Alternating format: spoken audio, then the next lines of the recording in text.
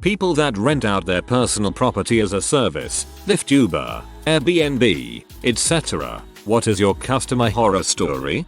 Lyft driver here. Got pulled out of my car at gunpoint by like 20 cops because the guys I picked up matched the description of some guys who had stolen a car. It wasn't them. Ran an Airbnb for a year. 4 clean-cut frat boys had a 7-day stay. When they checked out, I sent my usual "hope you enjoyed your trip" text, and they responded that the toilet hadn't been working for their stay. They could have told me this on day 1. On hour 1. Instead they used the toilet for a full week. There was a mountain of poop. A mountain.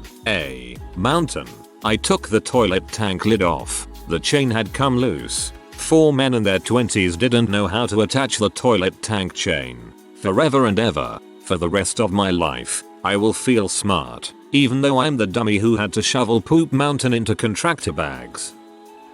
Last week, a woman who was fully vetted by Airbnb rented my house for what turned out to be a Halloween party. She lied about her intentions, even when I spoke to her over the phone. In just a few hours, they did over $3,000 in damage, and the police evicted 150 people for my 1,200 square featuring home. It was only broken up by police because there was a gun shooting that landed somebody in the hospital. All this in a quiet residential neighborhood that is part of a golf resort, in a city that is not especially known for crime. I'm sure the damage would have been far worse if the police hadn't come because of the gunshots. Thank God nobody was killed. Good times.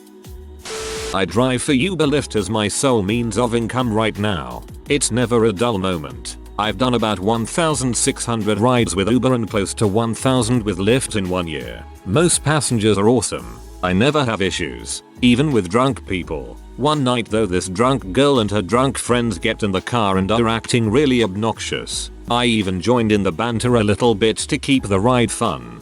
Going down a dangerous road at about 45 miles per hour, the girl sitting behind me reaches forward and covers my eyes and pulls my head back against the headrest, jokingly saying something about "what time is it" without looking. Game over. I was lucky for them we weren't far from their destination, otherwise I would have left them on the side of the road. I pulled over after dropping them off and left a lengthy complaint with Lyft about a dangerous passenger.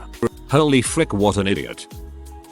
I missed this, but when I drove Uber I picked up 5 dudes who were going bar hopping. The guy sitting in the middle center seat is barely keeping his head up, but we got a party ray deposit bin in the back, so we're good. No, we're not. The smell hits me about 5 minutes out from the bar. His friends immediately diagnose the issue. Lucas. Goddammit. Again. Lucas had explosively crap his pants. We suffered together the final stanky 3 blocks and I dropped them off. They pulled their buddy out and everyone walked into the bar, seemingly unfazed. Filed the cleaning. Quit Uber the next week. They pulled their buddy out and everyone walked into the bar, seemingly unfazed. So classy. A friend had their car on jet around. Got it back and second gear was gone. GPS tracking showed it at over 120 miles per hour multiple times. Was dirty and smelled like weed. In fairness, Jetaround got the transmission fixed and they were all squared up after, but that car is no longer on Jetaround. I used to rent a property in Puerto Rico on a year lease basis. My last renters in 2012 left 2 months before their lease was up and took all the appliances. Fridge, stove, microwave, dishwasher, even the fricking ceiling fans. After a year-long case court I won and didn't get a single penny. They said they were broke. They went to jail and I lost a whole year of rent plus almost 6k in damages. Never again. Jesus. This entire thread has made me absolutely determined to never Uber, Airbnb or anything.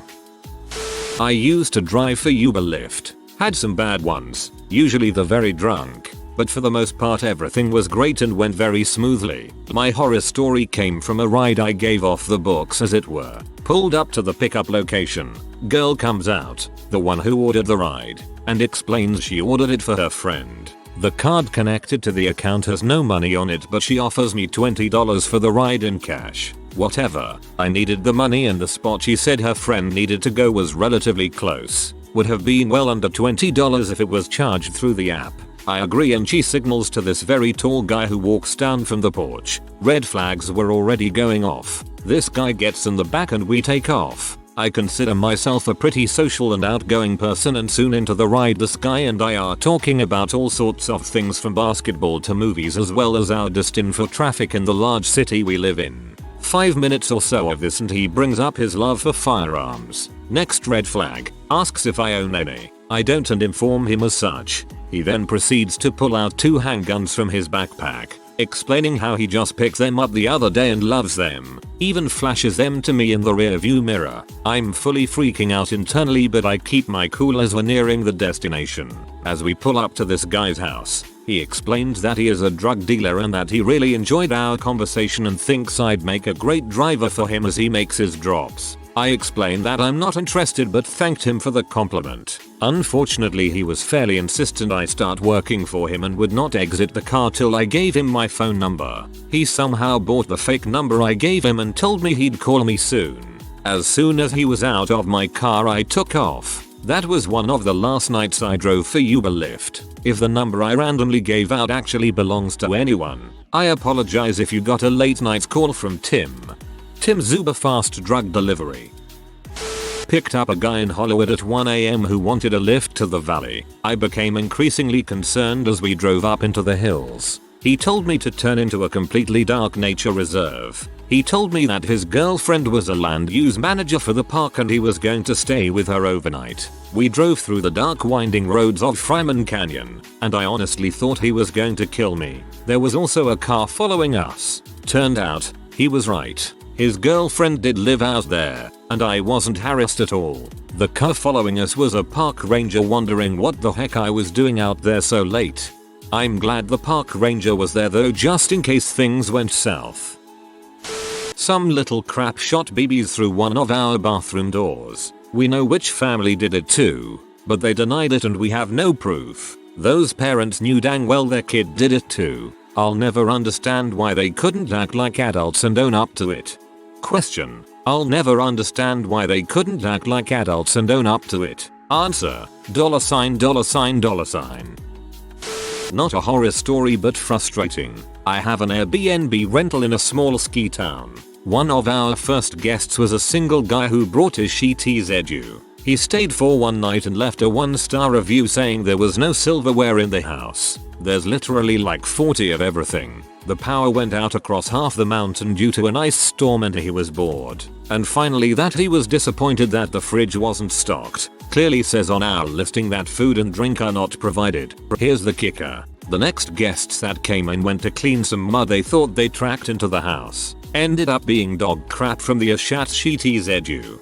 Yep, and the good thing about Airbnb is that you can 0-star rate that inconsiderate Ashat so future renters don't have to deal with his crap. Literally.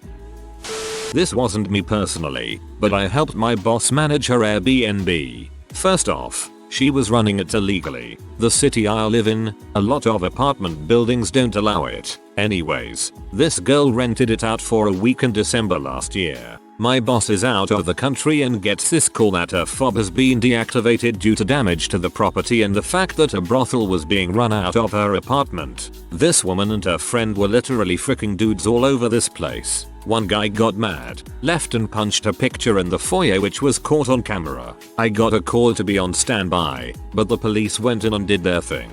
There was baby wipes, used condoms everywhere, literally semen everywhere. She got a pretty hefty fine for the damage and also for the fact she was using Airbnb to rent out her condo.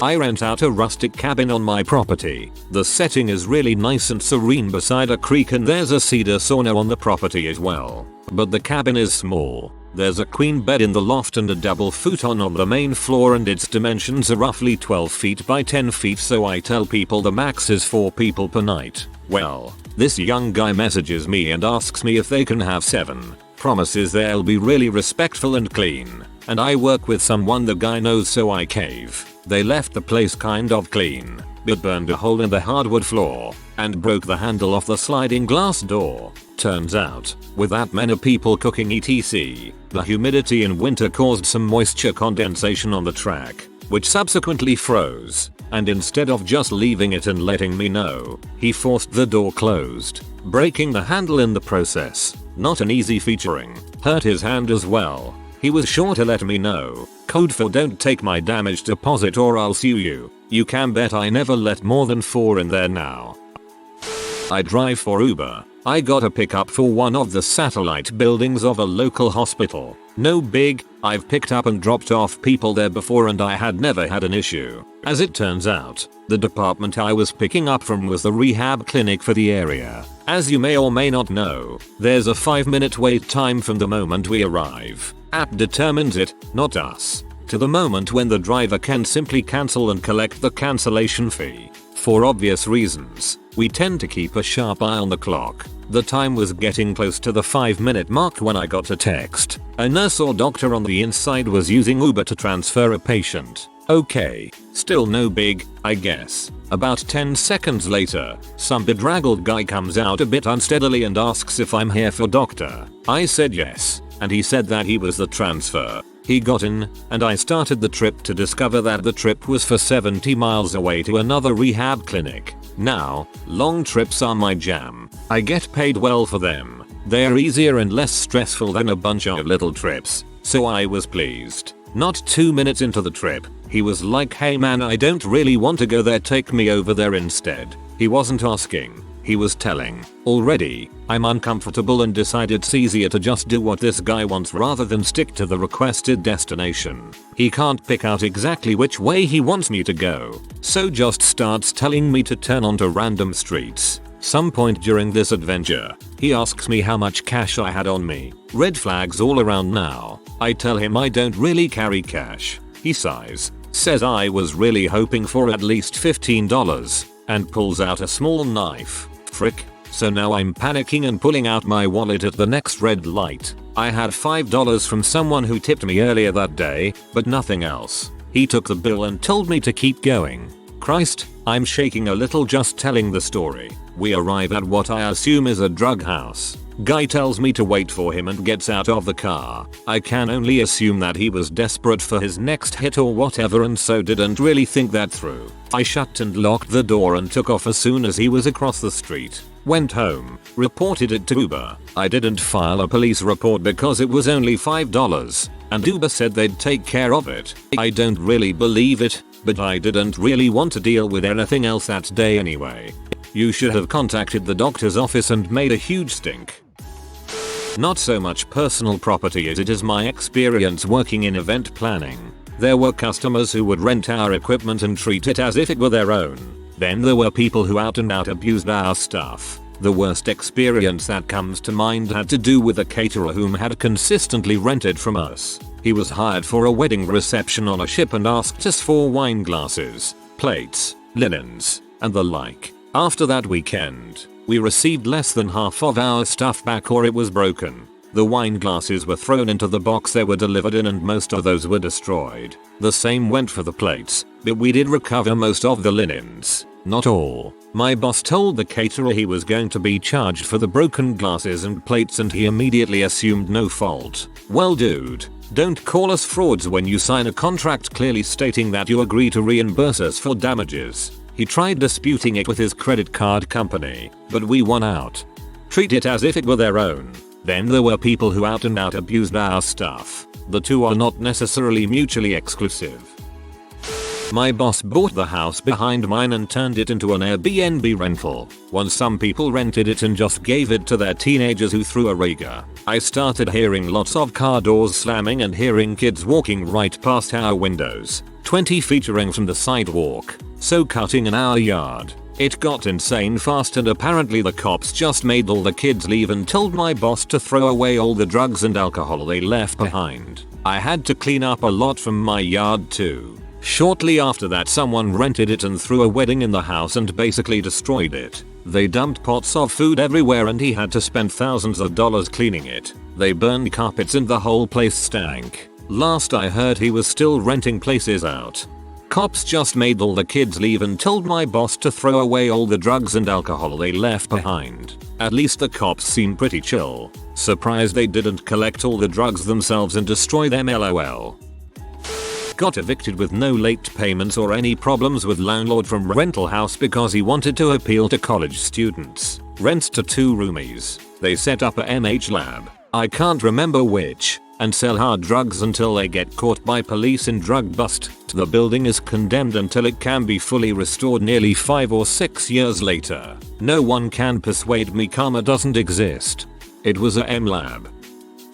I rented out a newly remodeled home after getting married. I used Renters Warehouse as a property manager. They found tenants immediately and the move-in was painless. 2 weeks later, things started to go south. First a toilet broke, then another toilet broke, then a pipe disconnected. The rate of failures were occurring so fast that my $65 home warranty trade calls were exceeding my income from the property. 1 month later, my pool guy sends a text. Something doesn't look right at your house. No power. I contacted the property manager to verify rent was paid. It was not. I requested a 24-hour inspection to view the property. When I arrived, it was worse than I could imagine.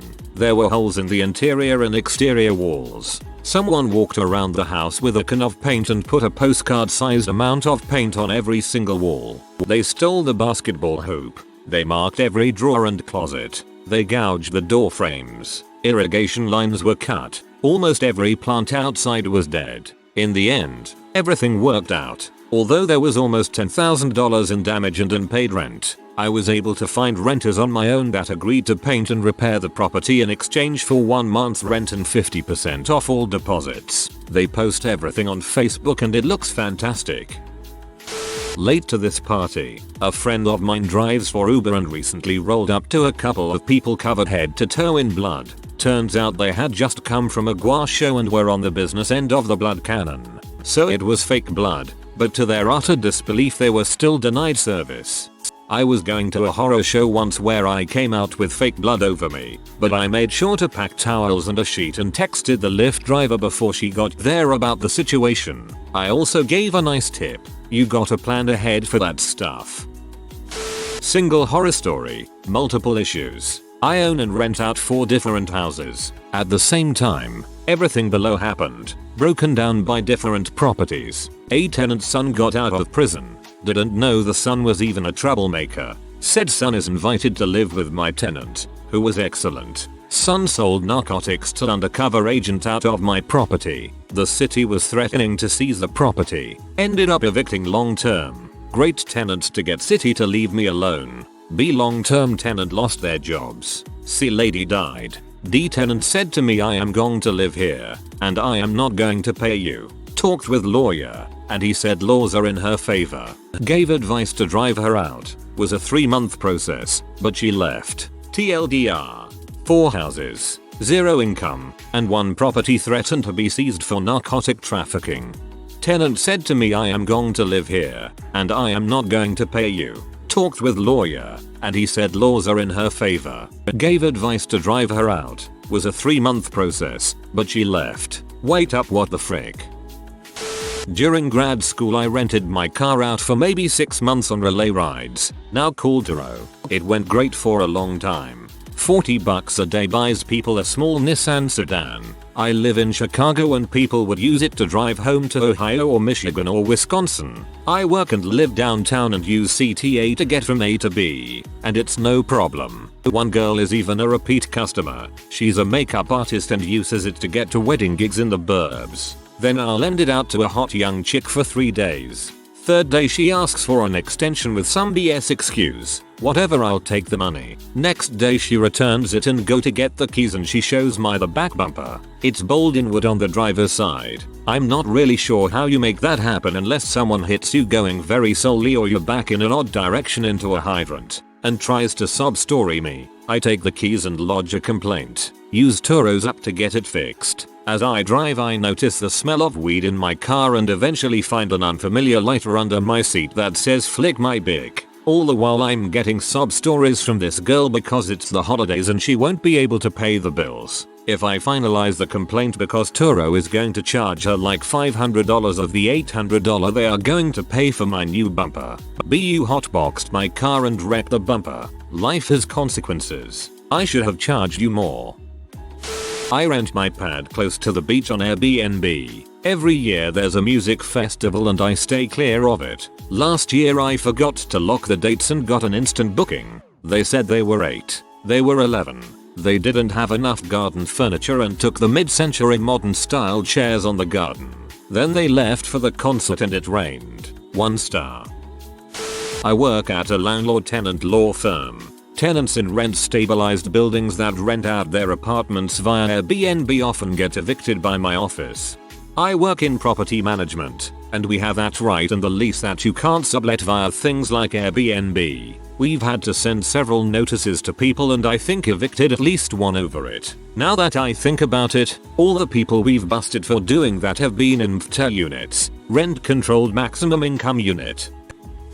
A friend I was with received a call from a distraught old school buddy, lived in a rural town, who had just driven past her rental house to find the cops raiding it. So she stops her car naturally to find WTF is going on. Turns out the renters weren't even living in the house, they were growing weed in every room and knocked out bits of the ceiling and walls to feed their hydroponic system setup. Sorry, bad explanation. Basically the house was wrecked and filled with holes, but they managed to arrest the fake tenants. The school buddy was upset and rung her friend, who I was with, to unburden herself as she was literally standing outside her car going, what are they going to do next? Police. And holy crap, it was like a play-by-play description.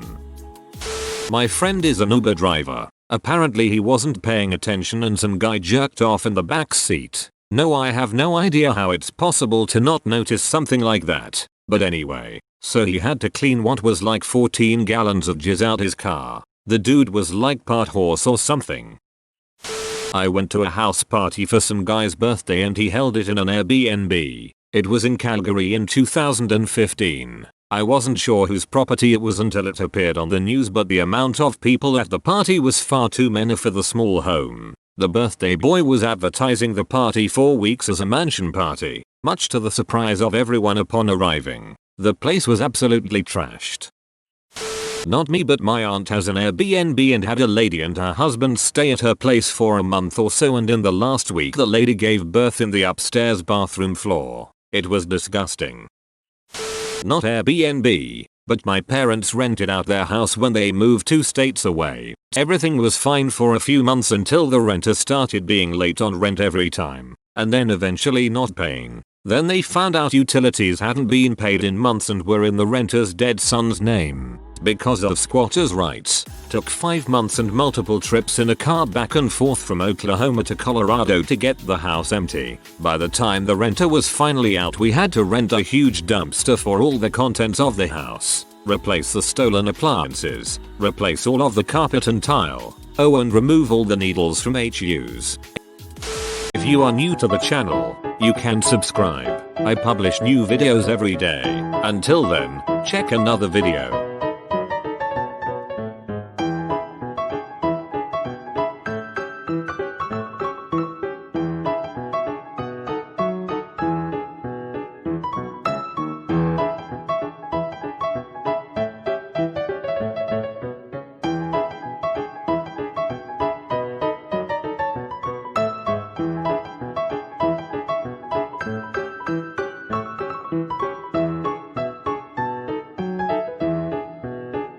Bye for now.